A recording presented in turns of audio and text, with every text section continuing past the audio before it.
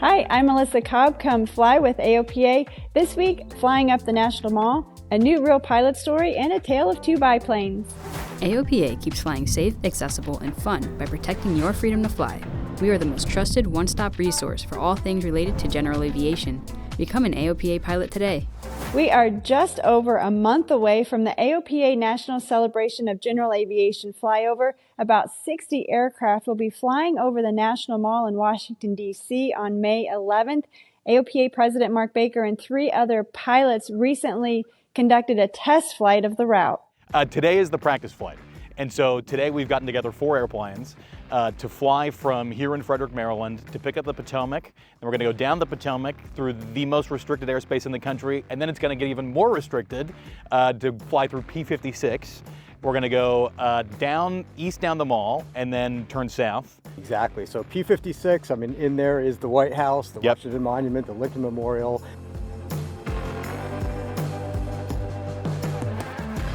All right, swim wide to the left.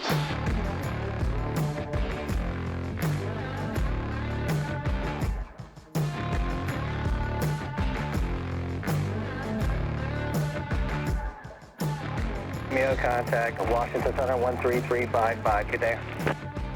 One last jink to the right and then a jink to the left. Here's Roosevelt Island. Yeah. Oh my goodness.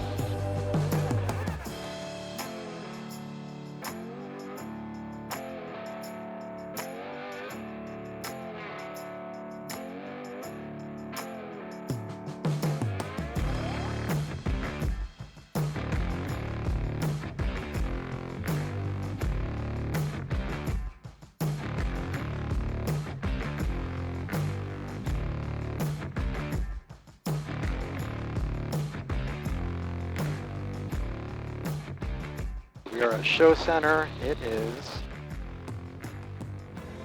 12:11, 30 seconds. 25:15 since 1334, just waiting on the center for breaks higher. off. There's the castle. Turn now, turn now.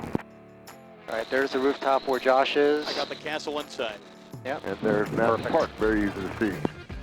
Yep, the castle's pretty obvious. Okay, here we go. 1, 2, 3. 2's turning.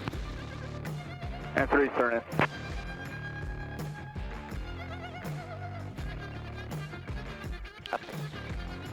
That look good.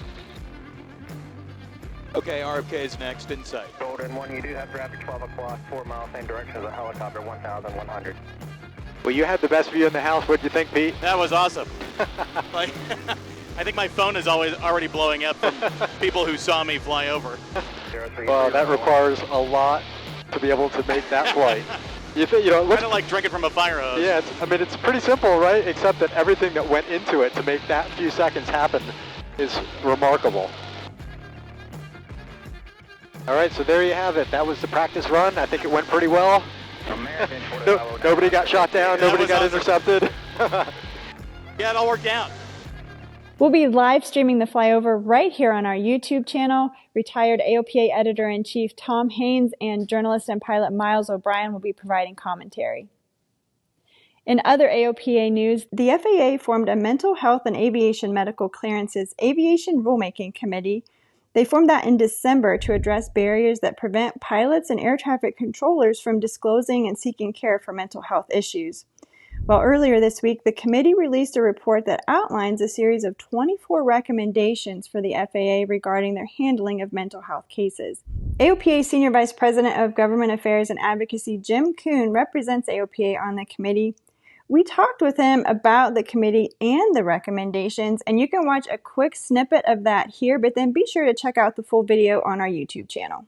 I think overarching and broadly, the ARC came up with some recommendations, mainly centered around education for pilots, for controllers, for physicians, in dealing with mental health issues, ways to improve the process so that pilots that do come forward, they understand the different pathways that can ultimately be taken with if they have an episodic mental health issue or a more severe mental health condition, that they know the process is what essentially what will happen when they self-report or when they come forward, or do they even have to come forward? Those kinds of things I think we really wanted to really drive home. And then moreover, the processes that the FAA has in place now, the system, clearly needs to be modernized. It needs to be made more efficient. And we have to ensure that the FAA has the resources available to them to address these issues. So I think broadly, those were kind of the conceptual ideas that the committee addressed. The AOPA Air Safety Institute has released a new real pilot story. It's called Trapped in the Hills, and Arturo Guerrera Sr. details how routine flight with his son turned tragic. Their story is a sobering lesson in the dangers of complacency. In this case, complacency came in the form of comfort and familiarity with their task at hand, to get home via an often traveled route with an easy-to-fly airplane, reinforced by the camaraderie of a father and son who flew together frequently. In a different circumstance, the question of whether to fly through a gap between the mountains and clouds in strong winds might have been quickly dismissed. But coupled with insidious complacency and the promise of their home airport awaiting them just over the next hill, the temptation prevailed. This decision placed the two pilots in a situation with very limited options. After facing the extreme mountain turbulence and rising terrain, they felt that climbing through the clouds was their only way out. But intentional flight from visual to instrument conditions is almost never a good option, especially in turbulent conditions. As is sadly the case in most VFR into IMC scenarios, they succumb to spatial disorientation. You can watch the full video on the Air Safety Institute's YouTube channel. Well, we have a lot of industry news for you this week. First up, the latest in the Van's aircraft bankruptcy proceedings. Thanks to customers willing to pay more for their orders and a big helping hand from Van's founder Dick Van Grunsman, the company may soon emerge from Chapter 11 bankruptcy. Vans submitted a reorganization plan on March 29th, and the court quickly scheduled a May 15th hearing. The plan calls for a partial payment of claims filed by customers who did not accept retroactive price increases, with the first $3,350 of each claim to be paid in full as a priority claim. A short takeoff and landing variant of the Tecnam P2012 Traveler has been approved, actually fully certified by the European Aviation Safety Agency. The FAA is proposing an airworthiness directive that would affect about 148 Cessna Citation jets that have been retrofitted with Tamarac's active technology load alleviating system. The system can actually become inoperative without alerting the flight crew. You can get more information about all these updates on AOPA's website. We'll drop links to the articles in the description below. Well, the Sun and Fun Aerospace Expo in Lakeland, Florida kicks off on Tuesday. And if you're going to be there, be sure to stop by the AOPA campus. So just for being an AOPA member, you can actually get a discount on admission. We'll put the promo code and a link to more information in the description below. Keep an eye out on our YouTube channel for some fun content coming out in May. So every week we'll be releasing a video on Wednesdays featuring pilots walking around their aircraft talking about why they love flying them.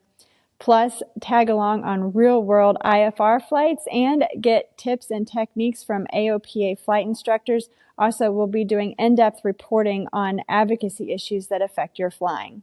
Finally this week, a tale of two Hatz biplanes built side by side from blueprints. Well, I had finished my last project about 3 or 4 years ago, my Mustang II, and decided to do something totally different philosophy of building and flying. And I heard it was a difficult project, because why make something easy? Rick said, I've always wanted to do a home build. This sounds like an intriguing one. Let's collaborate.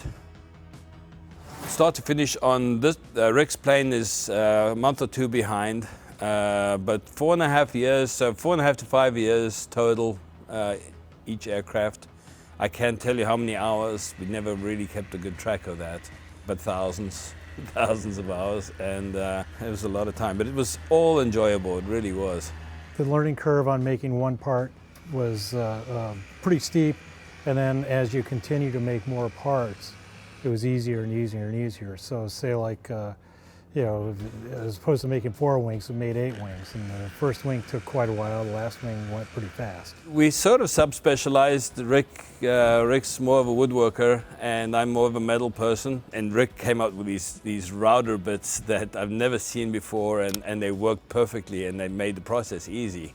So yeah, getting the process down and getting this, especially for the ribs, getting an assembly line down was really important and really streamlined things. There were frustrating moments, but it was all really fun. I enjoyed, there's definitely new skills I learned, new skills Rick learned. I mean, the challenge of trying to plan things out so they work is, Carla did a great job on that. I mean, we have very few remakes of anything. The glass panel, I think, was a no-brainer because it's, in this airspace environment we're in, we kept on thinking, you know, the Hatz purists are going to disown us, because they like round gauges, and here we come with EFIS. But really it looks neater. You've got a neat, clean, square display, and it's not much bigger than a comm radio. And cost. Yeah, and reliability. Less in reliability, weight. Yeah. So the technical aspect was a no-brainer. The social, but we're not here to please the Hatz purists, we're here to please us. So we made that decision early on that EFIS was going to be a good decision. And the round engine was purely emotional. It was not a practical decision at all. It was the romance of a round engine. The Rotec was available, and there's several people that had put this engine in Hatz Classics. So when you're building an airplane, you think about every weld, and I've got to do this right, and I've got every little glue joint, and you can't possibly think about all those little things that could possibly fail that you built. You built this in the house. It's not a controlled environment. It's not a factory. There's no quality standard, and there's no manual, and there's no quality control department. You do it all. You're the taxpayer in this program. You're the program manager. You're everything, and all that has to just go out of your mind, and you're flying this new airplane. This seemed to have a characteristic that was easy to fly. The expense of it was within reach. Just have to put it together. Have to build it, which was part of the thing too. Is never built an airplane before, and now I could say I've built an airplane. Wow, truly beautiful airplanes and beautiful workmanship. I hope you enjoyed this week's episode of Fly with AOPA. Be sure to like and subscribe to stay up to date on all the latest videos. And this week we leave you with some more flying footage of Dewey Davenport and Andrew King flying in formation. We featured them just a few weeks ago on the show. Be sure to send in your favorite flying videos. You just might see them on an upcoming show. And if you're not already an AOPA pilot, we'd love for you to join us. Just click on the link at the end of this video to learn more about our trial membership.